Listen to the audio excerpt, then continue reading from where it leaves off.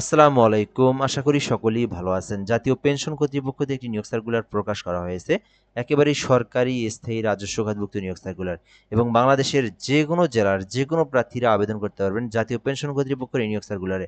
এবং এটিতে অনেকগুলো পদের রয়েছে, দেখতে পারতেছেন। অফিস সহায়ক পদ রয়েছে, এছাড়াও এখানে অনেকগুলো পদ রয়েছে। শুধুমাত্র এসএসসি পাস করে আবেদন করতে পারবেন, এইচএসসি পাশে আবেদন করতে পারবেন, অনার্স ডিগ্রি পাশে আবেদন করতে পারবেন। সম্পূর্ণ ভিডিওটা দেখার জন্য অনুরোধ করা হইল। এখানে বলা হয়েছে জাতীয় পেনশন কর্তৃপক্ষ নিয়োগ সার্কুলার, স্থায়ী রাজস্ব খাতভুক্ত নিয়োগ সার্কুলার। বাংলাদেশি স্থায়ী নাগরিক মানে বাংলাদেশের যে কোনো জেলার যে কোনো প্রার্থী, ছেলে মেয়ে উভয় প্রার্থীরা কিন্তু আবেদন করা যাবে। আর অনলাইনের মাধ্যমে npa.telidoc.com.bd লিঙ্কে প্রবেশ করে আবেদন করতে হবে। ঠিক আছে, আশা করি আপনারা এই বিষয় সম্পর্কে অবগত হয়েছেন। তো আমরা এখান থেকে দেখব এই বিষয়গুলো দেখার আগে একটি বিষয় গুরুত্বপূর্ণ, সেটি হচ্ছে ভিডিওটা যারা আমাদের ইউটিউব থেকে দেখতেছেন, যদি আপনি ইউটিউবে নতুন হয়ে থাকেন, সাবস্ক্রাইব করা না থাকে অবশ্যই সাবস্ক্রাইব করে বেল আইকনটা বাজিয়ে রাখবেন। আর আপনি আমাদের ফেসবুক থেকে দেখে থাকলে, জব প্লাস বিডি থেকে দেখে থাকলে অবশ্যই পেজটি ফলো করে রাখবেন। তাহলে নিয়োগ সার্কুলারগুলো সবার আগে সহজে আমাদের মাধ্যমে জেনে নিতে পারবেন। এখানে সহকারী হিসাব রক্ষণ কর্মকর্তা নিয়োগ দেওয়া হবে, একটি পদ রয়েছে। 32 বছর পর্যন্ত আবেদন করা যাবে। যাদের শিক্ষাগত যোগ্যতা শুধুমাত্র অনার্স পাস অথবা ডিগ্রি পাস, তারা কিন্তু সহকারী হিসাব রক্ষণ কর্মকর্তা পদে আবেদন করতে পারবেন। মানে এখানে কিন্তু বাণিজ্য শাখা থেকে আপনার অনার্স অথবা ডিগ্রি থাকতে হবে। নিরীক্ষক নিয়োগ দেওয়া হবে একটি পদে, যারা যেখানে বলা হয়েছে যে ব্যবসা শাখায় যারা অনার্স পাস করেছেন অথবা ডিগ্রি করেছেন, মাস্টার্স করেছেন, সিবিজিবিএতে মাস্টার্স মানে যারা মাস্টার্স কমপ্লিট করেছেন, তারা কিন্তু আবেদন করতে পারবেন নিরীক্ষক পদে। তো এটাতেও কিন্তু মাস্টার্স পাস চাওয়া হয়েছে, যে মাস্টার্স পাস। ঠিক আছে। সো এরপরে রয়েছে ব্যক্তিগত সহকারী 13 গ্রেডে নিয়োগ দেওয়া হয়েছে, যাদের বলা হয়েছে যে স্নাতক ডিগ্রি, এটাতে কিন্তু শুধুমাত্র অনার্স পাস অথবা ডিগ্রি পাশে আবেদন করা যাবে, এটাতে কিন্তু মাস্টার্স লাগবে না। যারা শুধুমাত্র অনার্স পাস করেছেন অথবা ডিগ্রি পাস করেছেন, তারা কিন্তু ব্যক্তিগত সহকারী 13 গ্রেডে আবেদন করতে পারবেন। এখানে 4টি পদ রয়েছে। হিসাব রক্ষক নিয়োগ দেওয়া হবে একটি পদ, যারা বিজনেস শাখা থেকে লেখাপড়া করেছেন, তারা কিন্তু অনার্স পাস করেছেন, ডিগ্রি করেছেন বিজনেস শাখা থেকে, তারা কিন্তু আবেদন করতে পারবেন। এরপরে রয়েছে অফিস সহকারী কাম কম্পিউটার মুদ্রাক্ষরিক, এখানে 4টি পদ রয়েছে।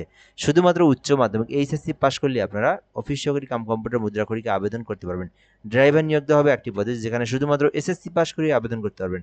অফিস সহায়ক রয়েছে 8টি পদ, মোটামুটি এটি কিন্তু বড় একটি পদের সংখ্যা রয়েছে। জাস্ট এসএসসি পাস করে আবেদন করা যাবে, কোনো ধরনের অভিজ্ঞতারও প্রয়োজন নেই, কোনো কিছুরই প্রয়োজন নেই। শুধু এসএসসি পাস করলে অফিস সহায়ক পদে অ্যাপ্লিকেশন করতে পারবেন। তো আপনার যে শিক্ষাগত যোগ্যতা থাকুক, সেই অনুযায়ী আপনি যে পদে চান সেই পদে অ্যাপ্লিকেশন করতে পারবেন।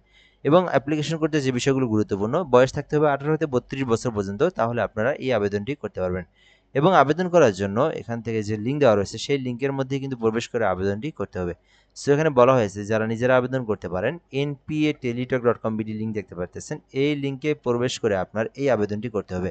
আপনারা যারা নিজেরা আবেদন করতে পারেন না, তাদের জন্য হোয়াটসঅ্যাপ নাম্বার দেওয়া রয়েছে, আপনি ঘরে বসে একদম নির্ভুলভাবে অ্যাপ্লিকেশন করতে পারবেন। কমেন্ট বক্সে সবার শুরুতেই নাম্বারটা দেওয়া রয়েছে, দেখে নিতে পারেন।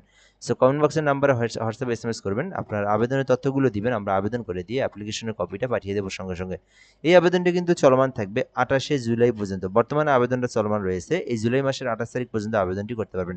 সো নিজেরা আবেদন করতে চাইলে আবেদন করে আপনার সকল তথ্য পূরণ করে আবেদনটি সম্পূর্ণ হওয়ার পরে সাবমিট করবেন।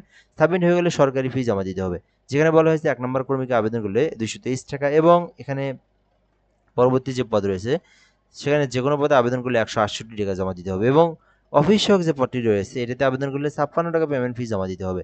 এবং যে পদে আবেদন করেন না কেন, আপনারা মিনিমাম 10 টাকা এক্সট্রা বেশি রিচার্জ করে আপনারা ফিটা জমা দিবেন। NPA space user ID 163 pin নাম্বারে সেন্ড করলে আবার আপনারা এই নাম্বারে সেন্ড করে দিলেই কিন্তু আপনার পেমেন্টটা হয়ে যাবে।